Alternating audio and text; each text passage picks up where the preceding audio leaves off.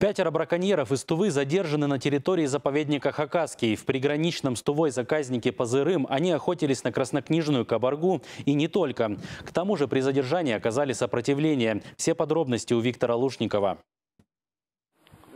5 мужчин проникли в горно-таежный участок на лошадях. По-другому здесь никак. Основательно подготовились. У них была избушка, так называемая зимовье. Рядом с ней инспекторы обнаружили несколько проволочных петель-ловушек на кабаргу.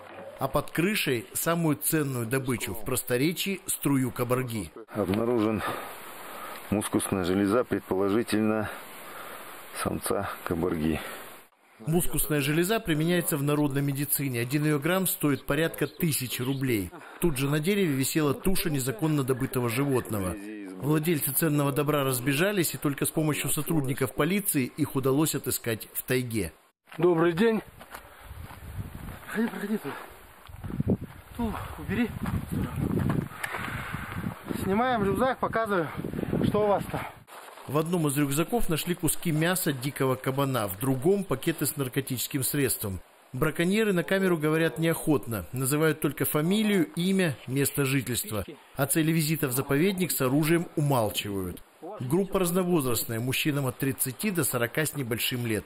У каждого охотничий нож, у 2 нарезные стволы.